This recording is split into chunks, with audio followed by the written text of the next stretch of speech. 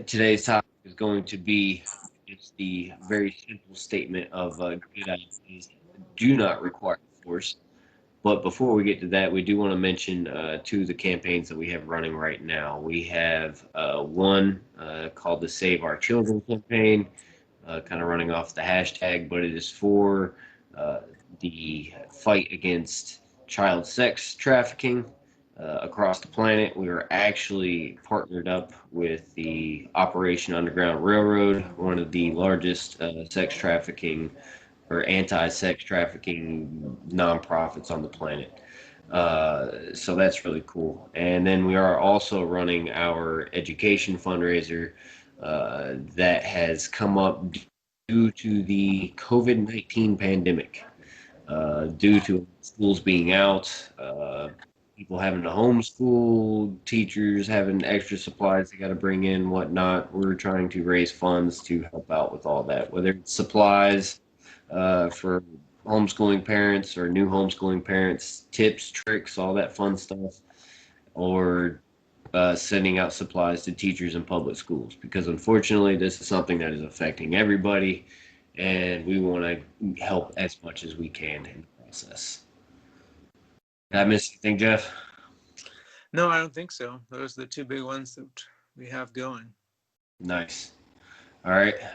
In that case, let's go ahead and roll into the topic of discussion for today's podcast. The saying of good ideas do not require force. It seems like a simple concept, but for some reason, a lot of people like to convolute it with other things, and it's most of these things are pretty easily debunked. hmm Yeah. And what the basic idea behind it, of course, is that if people find an idea compelling, valuable, they're going to support it of their own free will. People don't Exactly. have to be forced to do things that they already think is a good idea. And if you think you have to force someone to go along with you, maybe your idea isn't so good. Nope. And that force can come through, well, whether it's something of a violent nature or if it's, being taxed into oblivion because we have to pay for all these sort of programs that a lot of us look at and go, I'm pretty sure this could be done in the private sector. Yes. And the force itself, it seems like whenever we post on social media the slogan, good ideas don't require force, someone will come along and troll us and type, what about stopping slavery? That required force. What about stopping the Nazis? That required force. Gotcha, you silly voluntarists. But I think that idea is more than a little bit disingenuous, or perhaps they're just not thinking things through. But we have to go back to basic libertarian-esque principles on this one of aggression versus non-aggression. The slavery and what's behind the Nazism, of course, fascism, both of those require force to initiate. Therefore, stopping them wouldn't be considered another idea. That's basic self-defense. Correct. There is a difference in between fighting to stop something and defending what's yours, whether that's your family, your neighbor, your belongings, especially in a situation like with what happened with the Nazis in Europe.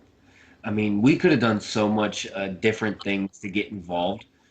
We could have opened up more immigration to the Jews to bring them back over.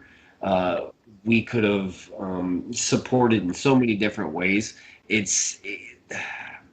The idea that somebody would be in the wrong for stopping jackboot thugs from kicking down your front door and snatching you up to take you to a gulag, or I'm sorry, not a gulag, but a gas chamber somewhere, that you are doing anything but self-defense. That's like you said, it's a troll way to approach the debate at question. Yeah, and that's the response to the idea. The idea was the Nazis. That was the original instigation of things, and And never, the they're not reaction to gonna happen it. without that giant state. Hmm. Yeah, and the reaction to that, I don't think, especially in the within the scope of good ideas don't require force, can be legitimately considered to be a new idea. Correct. So, and it, however, we can also change gears topic a little bit.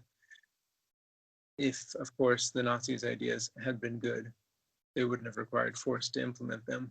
But just because America and the other nations did use force and go to war to stop the Nazis doesn't mean that that was necessarily the only way to do it.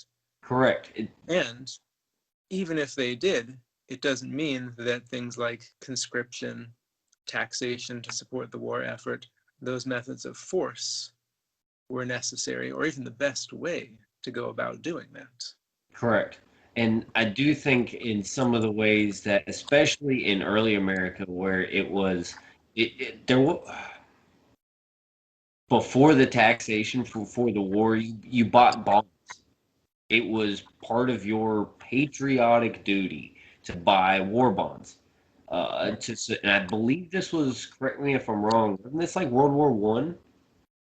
I think they might have done it in both the world wars. But that's an example of raising revenue for a giant army and everything else to fight what is essentially a bad idea, Nazism, being voluntarily done, whether that was U.S., Poland, so on and so forth. But also, like you said, these other countries, fighting back against the Germans, this is a response to a bad idea. Mm-hmm. Uh, And it kind of negates the whole argument. The argument is if it's a good idea, you do not have to use any type of people will voluntarily flock to it. It's voluntarily, my bad. Will voluntarily flock to that idea. Uh, Look at anything in the market nowadays. If it's a good idea, it tends to make money. If it's not, it falls apart and it goes to the way of the wind. That's yeah, the that government program to go to. yeah. And that's, of course, the corollary of good ideas don't require force, is that bad ideas can't survive without force. Correct. And that brings us back to one of the other trolling ideas, the slavery, is that slavery itself could not have survived without force. It was an institution of aggression. Correct. However, again, using force to stop it, the war between the states, again, may not have been the best idea. People tend to forget that in the years leading up to that, it was federal law that you had to send escaped slaves back down to the South. The only Correct. way to stop, um, if you're really serious about stopping slavery, how about getting rid of that law and even subsidizing the escape of slaves? I agree. And Or something to the effect of not a bounty hunter, but a bounty hunter that works. That's not the right term for it, but somebody that works for the Underground Railroad. Let's give them some dough. Let's help them out. You know. mhm, Uh, exactly what we're trying to do with the child sex trafficking, trying to exactly. get out of that kind of a slavery. Yep. Yes. And it seemed the bad idea, slavery, would have eventually fallen apart on its own. The I economic boycotts spread the not propaganda, just the facts of slavery, how awful it is, and then the campaigns of social pressure. Are you going to buy goods that are made with slavery, that blood cotton? And I people are going to stop doing it. That's all the Confederacy has. Eventually, they're either going to stop slavery or they're not going to have an economy anymore. correct. And then But, somebody else is going to come over and take it over anyway. There mhm, there's a lot of different ways that that could have been approached without being one of America's most bloody wars. Yeah. And of course, they had to resort to, well, they did resort to conscription, taxation, inflation, all these different forceful ideas Right. to try to. uh, So, going back to the good ideas don't require force, there's really not an honest way, I think, to troll that or to discount it. Is it? It's so simple. It for somebody to come along and try to debunk us such a simple idea, Hmm. they obviously have some kind of malicious intent. And I'm sorry, but more than likely, you're arguing for the existence of government. That's the only way I can see it.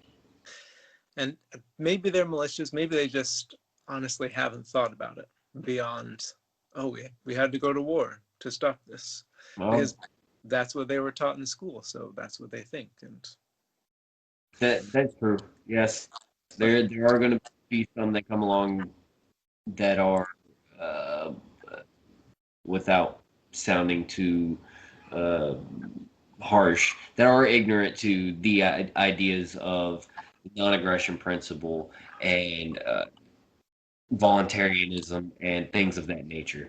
Uh, a lot of times, you say something like that to someone, they don't think of it as in terms like today's drug laws and um, how we fund different government programs and everything down the line. mhm. Well, and that's part of why we're here, to try to show them that better way. But that brings us around to a topic that's been in the news lately, a perfect one for good ideas don't require force. The post office. Oh, So yes. yeah, people back and forth, defund the post office, we need to fund the post office more. Old people need their medications out in the boonies. We got to get mail-in votes because of the beer bug, all this crazy stuff all over the place. But at the bottom line, what they're talking about is forcing the taxpayer to keep paying USPS to keep it afloat. And if this was such a good idea, having this monopoly postal service, people wouldn't have to be forced to pay for it. If USPS offered a great service, which they don't, if they did, people would want to pay for it. Correct, correct. And the evidence in that is FedEx, uh, um, UPS, things of that nature. Other businesses that are doing just fine that you don't have to bail out on a yearly basis. That are able to pay their own workers and everything and come up with a profit. And a lot of times better than the United States Postal Service. Yeah, yeah. Usually, we live up in Alaska now, and it's terrible, really. And That I can understand. we live kind of at the top, not at the top of a hill, but our driveway is pretty steep, and Yeah, sometimes they just don't even, like, they're supposed to, if they have a package for you, they're supposed to knock on the door and leave a note if you're not there. They right, don't even bother coming up the hill, and they'll just leave the note in the box. Like, lazy son of a, right. yeah. No But cookies for you. but if we can get rid of not only forced payments for it, but get rid of that forced monopoly that prevents other people from competing for those basic postal services, Yes.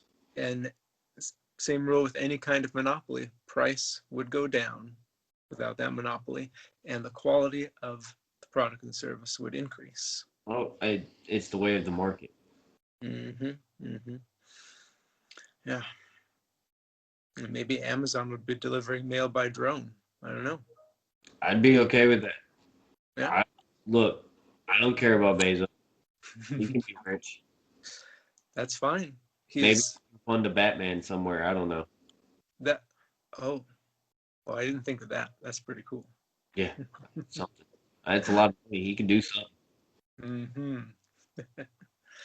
Nice. All right. Well, I think that's pretty much everything for tonight, unless you know of something else. Uh, no. Other than just everybody look out for our fundraisers that we have going on now. If you haven't donated yet, please do. If you Yep, can't, please share them, give them some bumps, likes, get that algorithm working. absolutely. We'll have links down in the description for this video. But thank you very much for tuning in. And until next time, try to keep a voluntary view of things. We'll see you later.